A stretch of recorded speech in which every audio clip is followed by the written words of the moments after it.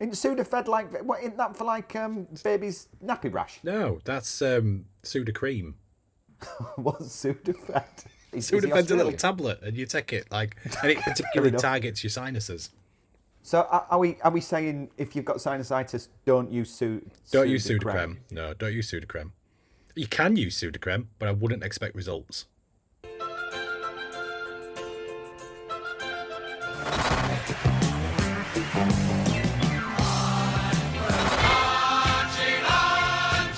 Welcome to Buckets and Bubbles. How are you doing, Mike? I'm not doing too bad. Not doing too bad. I've just, got in. I've had a busy old day and managed to get home just in time for Little's bedtime, so that were all good. Good, positive, very wholesome. Wholesome, with yeah.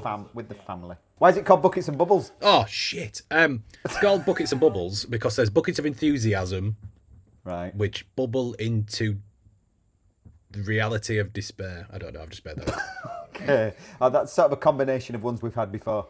But let me get into some social media. I've got it all over my desktop, so I'm just going to do it as it pops up. All right. Let me deal with Stack, because Stack's back. Stack's back with a hell of a free kick, but we won't talk about that. He went with this for the Villa game, which is Cruella de Vil. Like So, it. De Ville. and- De Villa. yeah. Cruella de Villa. Yeah, okay. Yeah, Correct. I've just, everybody got that. I think so, Didn't yeah. he? Although the funny thing was, when I first saw it, I thought, eh? And I went, oh, yeah. Yeah. Fair enough. So, yeah, he's got his lead shirt on there. The fabled, I'd say fabled, now fabled for him, away shirt, which, third kit, actually, which I don't think we've ever won in. But he's holding a Dalmatian there, and that Dalmatian has got the blue away shirt on, so I quite like that. Stach, yeah, did his free kick. So the Premier League did a little teaser, which was, guess where this free kick ends up? What a free kick it was. Martinez, Stellar. mile out of position. But fair play to Stack. He absolutely wellied it into the top corner. I'm going to do my stinker of the week now, by the way. All right, yeah. Match of the day. So, match of the day during the commentary, we're like, oh, what a free kick. Then the analysis with Wayne Rooney and Micah Richards. Never mentioned it. Really? Like, literally didn't mention it. I'm I surprised that rewound Micah it. Richards not mentioning that, being a Leeds Well, lad. Micah Richard didn't do the analysis. Wayne Rooney did. Right. And he concentrated a lot on the sort of defensive structure and the pressing. And to be fair, his analysis was quite good. I mean, he's won a lot. He should know what he's talking Yeah. about, shouldn't he? Yeah. Even I can't stand the prick. But you would think that as a striker, he'd at least mention it. Yeah. Because, I mean, that's got to go down as... That'll be a goal of the season contender. Yeah. It's bound to be. Yeah. It's a hell of a free kick. Who was hosting? Would it Chappers? I think it was Chappers. See, I thought he might have mentioned that. It's kind of the segue thing to mention, and what about that free kick? It's that kind of bollocks, isn't it? What, is he Australian? Yeah, he's Australian, yeah. Okay, fair enough. Yeah. What was quite funny in the analysis, though, was that Wayne Rooney obviously had been told how to say stroke, Stay. but couldn't remember. So first of all he said stoik, and then he said stoke. And there's a thing I don't know. You may have seen it. I don't know, but doing the rounds of there's obviously the camera shots from within the studio of Match of the Day, Yeah. and Micah Richards absolutely pissing himself when he was saying his name. Yeah. It's quite funny. But anyway, that's Stack's back. No. There is one more. He brought this out, which was him on. I think it was him taking the free kick, perhaps. Anyway, he's on water skis, and he's been pulled along with a pair of goggles on, and I'm not quite sure why. Is he Fonzie? Yeah. What, on water skis? Yeah, there's a famous thing about Happy Days, and it's become a meme in television where a show jumps the shark, and it's when it becomes so ridiculous that it's no longer believable and it no longer remains in the concept. Happy Days did this when Fonzie water skied and jumped a shark. I mean, I suppose it could be a nod to that. I've Yeah. absolutely no clue. Yeah. I don't know. I don't. I couldn't tell you. I've got to bring YTS straight in because he clearly, or they, or she, who knows, started at Villa for us. Obviously, I had a full day of it because there's a nice shot of Villa's steps. Then there's a little shot of the fancy seats. Do you have fancy seats in the dugout in your ground? Yeah. We've got, and I'm sure every stadium does this, but I remember been taken round the changing rooms and stuff at London Stadium, and showing the luxurious shower block in the home dressing room, and then the tiny piss poor one in the away one, and the heated plush seats in the home dugout, and then the like not heated, a little bit rubbisher. Like they look the same on television, but they are very different up in person. Yeah, I mean, we've still got dugouts, so we've just got a bench. Yeah. This outside Villa, nice shot of some fans milling around. We're getting quite artistic. Maybe it was just because of the time of day. Yeah. And then, well, I've got it here, because there was some FA Cup games I think we both went through, didn't we? Yeah. We just about went through. Well, so did we. We won on penalties. But YTS was there at St Andrews, so they were taking some pictures. Nice one of the scoreboard, and there was a nice FA Cup programme that Leeds generally do, sort of old school programme there. I'll stick that up. There was also a nice. They had their drone out again, Christmas drone.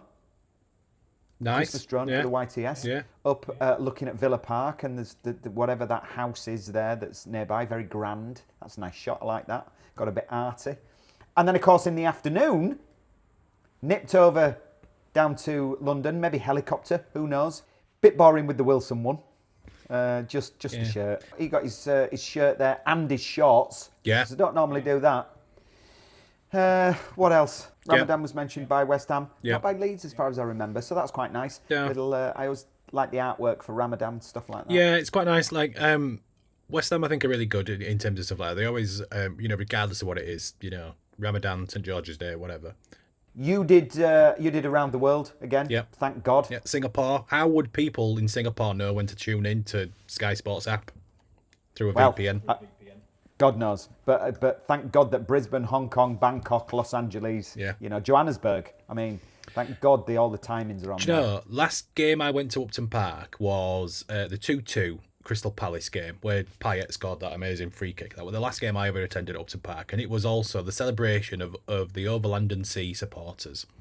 And there's a guy who has a season ticket at Upton Park from Australia, from Sydney, and he buys a season ticket every year, comes for one game, which is the Overland and Sea game, and they parade with flags around the stadium. It was just this one dude who was like the Sydney Hammers, and it was just him. And I just think, fair play. Bournemouth, again, a bit boring, but at least they've put a bit of imagination into it. There's the Bournemouth players there in their away shirt, and at least it's at your ground and there's some bubbles in it. At least, you know what I mean? At least somebody's gone, well, let's do at least try and be a bit artistic. So fair play to Bournemouth.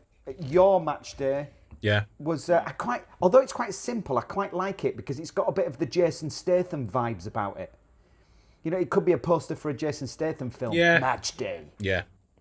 Which, of course, there is it wasn't starring Jason Statham, it was Dave Bautista and Pierce Brosnan, but there was an action film filmed in a West Ham stadium so they could blow it up as it was being demolished. I forget what it was called. Is that right? Yeah. So, like, as we at the end of the 2016 season, before the construction crews came in to demolish it, there was an action film filmed in Upton Park, and they blew bits of it up. So, like, all seats and stuff got exploded out and set pyrotechnics, set bits of it on fire. Yeah. I think it's called like Final Score, but it's dog shit. It's a Sky. It was called Final Score. Yeah, it's a Sky production, so it's one of those like straight onto Sky movies. Which hey, if Sky are watching, I'll gladly direct one of those for you. Of course you will. Yeah, absolutely. And I'll be in it. Yeah, 100%. Yeah. Back to this, because this was the most interesting one from the YTS. I think it just said MD 27, match day 27, obviously, 5:30 p.m. right in the middle of the sky, looking out of the London Stadium at roof. Nice. Ours was following a general theme, I think. Villa Park, home of Villa, etc. Ampadu, Longstaff, Nemecha. I think that's Burnau on the right hand side, and of course Brendan Aronson just sort of looking back as they're heading into the stadium. I quite like that as well. That's quite nice. Piro's around, mouth open, obviously. Still struggling with his sinuses, that lad. Yeah. I mean, at least he's got some. Thank God. Thank God. Because, you'd struggle without your sinuses, wouldn't you? Yeah. Sudafed. That's what you've said, Sudafed. Yeah. I don't know why Sudafed. Why Sudafed? Because that's to if you get sinusitis, that's the thing you meant to take, Sudafed. What? Hang on, how? Isn't Sudafed like, what, isn't that for like baby's nappy rash? No, that's Sudocrem. What's Sudafed? Sudafed's a little tablet, and you take it and it particularly targets your sinuses. So are we saying if you've got sinusitis, don't use Don't use Sudocrem. No, don't use Sudocrem. You can use Sudocrem, but I wouldn't expect results. Yeah. Any other medical advice that anybody needs, just give us a shout. Yeah. We're absolutely all over it. I've got a first aid certificate. Correct.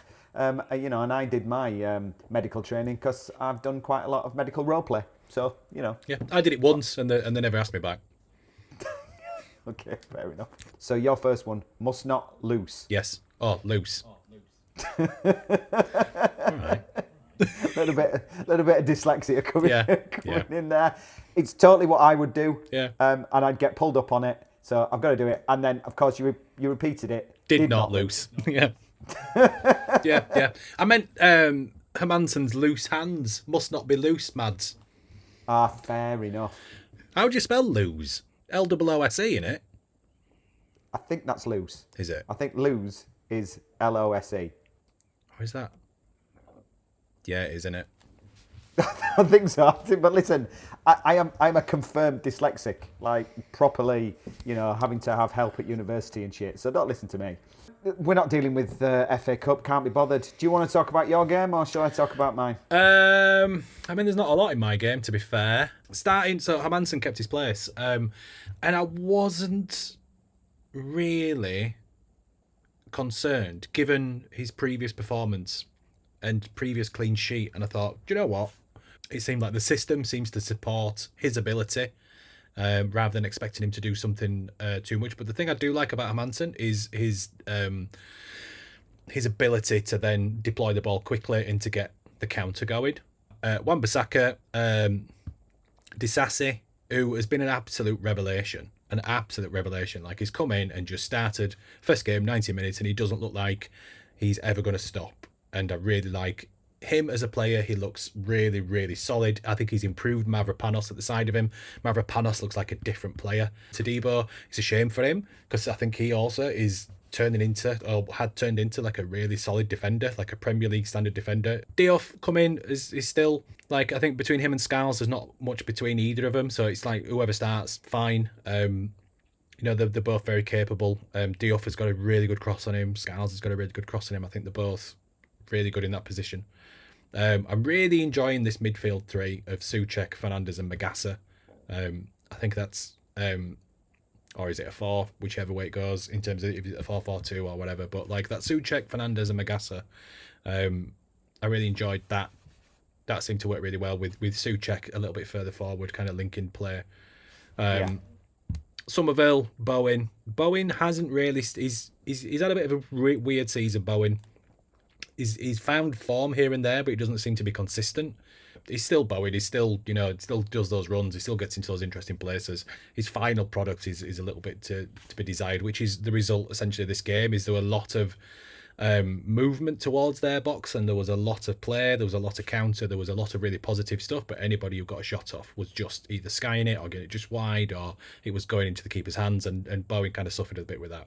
Somerville looked great. He looked sharp. I think he was really frustrated. I think they were all really frustrated not to have scored, because I think out of the two teams, we looked at times to have the most to give and the most to offer and the most in terms of trying to succeed. We just couldn't find a way, and that's an absolute credit to Bournemouth and how they set up. They're a decent side. Yeah, they're a very good team. Our form and your form pretty similar actually. Yours is a bit better than ours last 5 games. Certainly the best of the top. Actually, even I'm just looking at it. The top. I think up to about Palace. 13th, further actually. Sunderland are in free fall. Newcastle are on an awful run. 2 points behind Nottingham Forest. 4 points behind Tottenham. 6 points behind us. You getting out of this? It's tricky, isn't it? Because like you're starting to see stuff like Tottenham twisted, changed their manager. Nottingham Forest twisted and changed their manager. Like, what's that going to do for them? They're obviously nervous. They've obviously seen the form of West Ham and thought, hey up, this isn't guaranteed. West Ham are no longer the worst team in the league. We've got on paper, the harder fixtures than anybody. Spurs, I think, have probably got the easiest running. But if they win, if they lose one of those games, like the next game, I think is Fulham, possibly Fulham. Suddenly they're really starting to panic. Yeah. And if you look at the form, and I mean Tottenham draw, loss, and you think if that was to continue, and you continued with your form after the next 5 games, you're above them. There's some absolutes where we cannot get it wrong. Like we cannot make a mistake between here and the end of the season. We're not probably like if we nick a point at Liverpool and we beat Fulham, that's a really, really top result, and I think that puts us in a really good stead then for that running. We're allowed a little bit of room there. But what happens on the last game of the season, West Ham Leeds, if we both need a point to stay up? Yeah, I mean we'll just go, all right, lads. You just shake on it. Yeah, I mean, yeah. you sort of do, though, don't Yeah. you? And I know nobody would ever admit that because you can't do it for the, for the competition and all that. Yeah. But fucking hell. But like, there could be a situation where that could be the case. And that's going to be the tea time kickoff on Saturday night on Sky. That's going to be the prime time. I think they all have to play at the same time, don't they? In the last day, yeah. I don't really watch Sky, so I don't know. But no, I think so. The I know what you title's mean. done, really, isn't it? I mean, there's that's not going to be exciting at all. The exciting is bottom end. When we beat Man City on Saturday, then the title's done. Yeah, I mean, to be fair as well, this result against Bournemouth means we're out of the title race now. Yeah, probably. Yeah. I would have thought so. Yeah, I mean, Europe's still on, but. Yeah. Well, I mean, look, there's what is there? 11 games left. Yeah, that's 33 points. Yeah, we Champions League. I'd love to finish above Arsenal. That'd be amazing. Anything else about the game? Yeah, it was one of those. I think what was really encouraging was the substitution that Nuno made, because he made an attacking substitution. He brought Callum Wilson on. It didn't prove to do anything. Ultimately, because it ended as a no score draw. We just couldn't find the back of the net, which there's not a lot to really. Right. Who's your stinker? Stinker is going to be. It's really hard because nothing really happened. I think that's the stinker, is that it was just shit. I think you could be describing our game as well against Villa. It's really disappointing because Anton Stack scores that absolute wonder goal. Yeah. The team I think is pretty similar to what I can't remember exactly what the team was now. But Stack scores that goal. He comes back in. I think Dominic Calvert-Lewin has a chance quite early on where the ball, a nice ball from Bogle, I think again into his path. And he just takes a heavy touch, and Martinez comes out and smothers the ball. It's good goalkeeping and manages to get a touch on it, and it goes out for a corner. And we had a couple of other chances. They had, I think, when you look at the stats for the game, the stats are quite similar between Aston Villa and Leeds. But I think what's interesting is our chances are big chances rather than their chances, which were sort of half. And when you get to that point in the game towards the end, in the 85th, 86th, 87th minute, and then they score the goal that they did, it's sort of like, oh, come on. I think Wayne Rooney said it was a clever finish. It wasn't a clever finish. It came towards him and he stuck his knee out. And it just clever finish if it goes in. Yeah. If it hits the woodwork, then you just go, that's dog shit. It loops over a Dominic Calvert-Lewin, who is he's in the right position, he's jumping, and it has to be right in the top, sort of looping into the top corner. Otherwise, Dominic Calvert-Lewin, heads it away. And I thought he was really lucky. On the balance of the game, they probably deserved it, but it was just one of them where you sort of go, ah. Holding on to that lead for so long as well. I think there's positives to be taken out of that. Defensively, it's a good displayed goal aside. It's not a goal which is.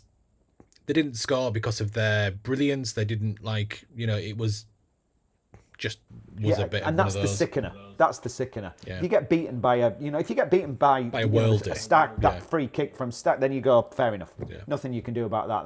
That's just a piece of class.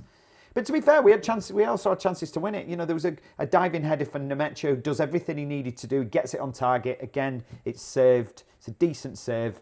So, I think chances overall. There were a Villa fan who said, if Leeds had won that game, I don't think anybody would have had too many arguments. Yeah. But when you look at it on balance, it was probably a fair result. So that's all I've got to say about it, really. It's just annoying. When Nemecha came on, he came on and played with Dominic Calvert-Lewin. And I think the last time we saw that for a longer period of time was in the second half against Man City when it changed for us. A minute on, Daniel Farke winning Manager of the Month. What's the chances and why would he deserve it? For February, March? For February. For February? Yeah. I don't think he's going to win it for February because we haven't won enough games. But he might win it for March because we've got some very winnable games coming up. We've got Man City at home. That's a bit of a breeze. And then we've got Sunderland, who are in free fall. Yeah. We'll probably win that. Who have we got then? Can't quite remember. But we've got, we played Arsenal. Once that's done, the Man City game, we've played Liverpool twice. We've played Man City twice. We've got Manchester United coming up, so that'll be 3 points. We've played Chelsea twice, Liverpool twice. I think we've got Brentford as well coming up. Crystal Palace is coming up. Easily for March, he could win that, and we could probably end up just sneaking into Europe. Bang on a minute. Nice. Nice. There you go. Yeah. Yeah. I reckon if Newcastle are still within a shot of Europe, then we are. Yeah. I mean, technically we are. Yeah. Yeah.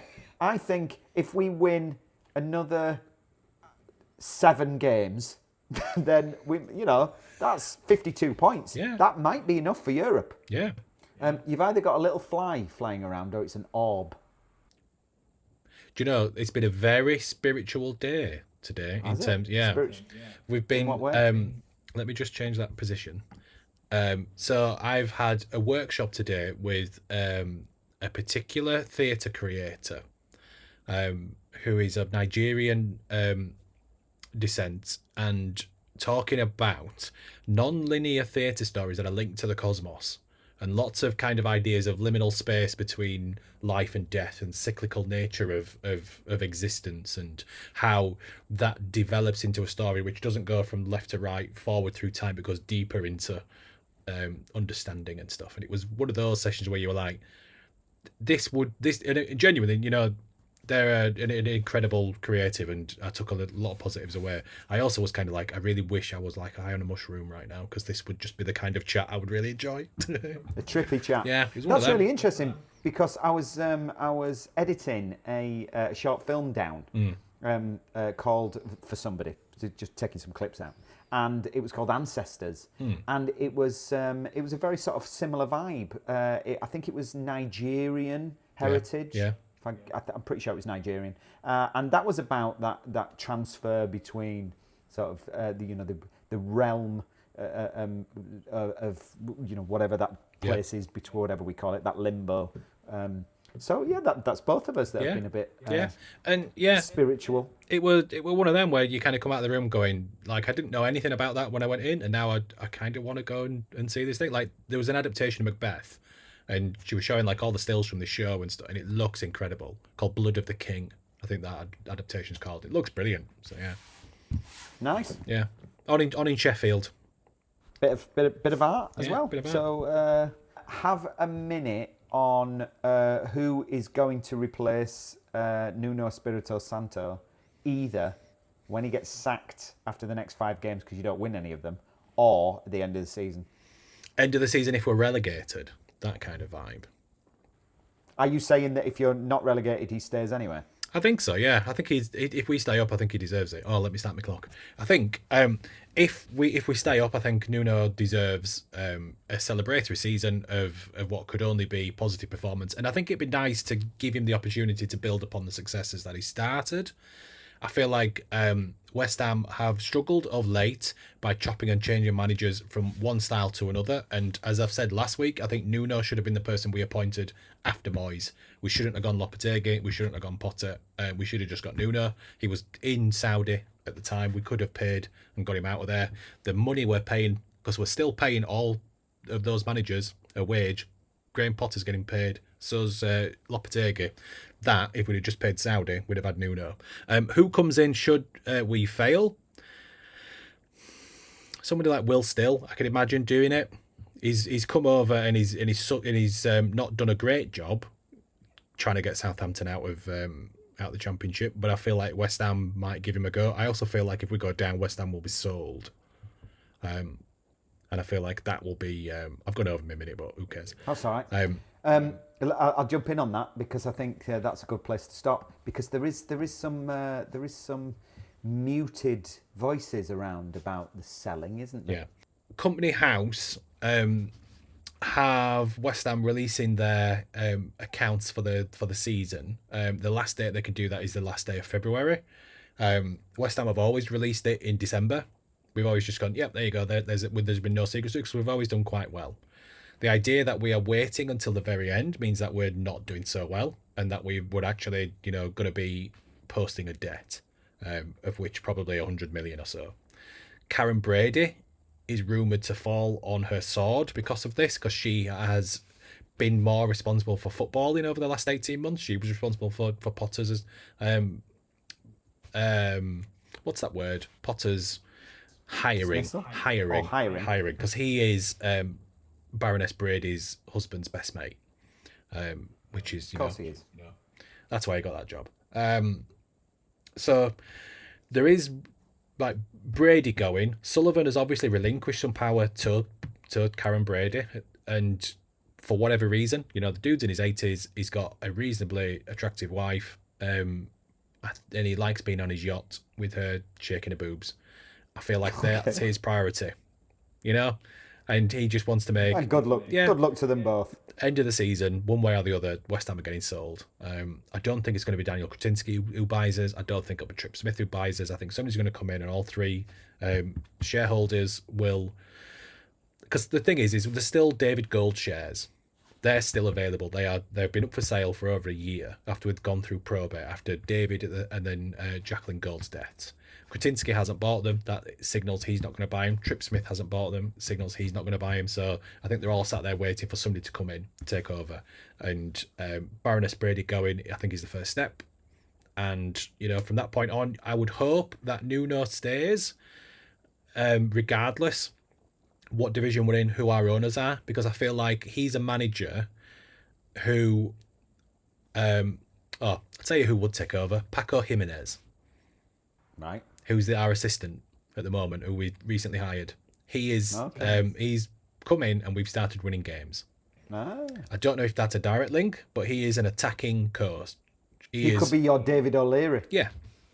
And he is, he disagrees publicly with Nuno on the touchline, and everybody quite likes to see a little bit of needle between, in a positive way, it's not like nobody's falling out, but there's just a case of don't put Kilman on. Angrily, Okay, and that could be the person who takes over the job, and I'd be here for it because he looks like the real deal. All right, interesting. Okay, well, yeah. We'll watch this space. Yeah. Like and subscribe now. Yeah, gives all the thanks to the 80 odd 90 people who watched the last episode. Oh, that's quite nice as well. We like that, don't we? We'll just keep those numbers coming up. Cool. Like and subscribe. Like and subscribe. Thank you very much. Au revoir.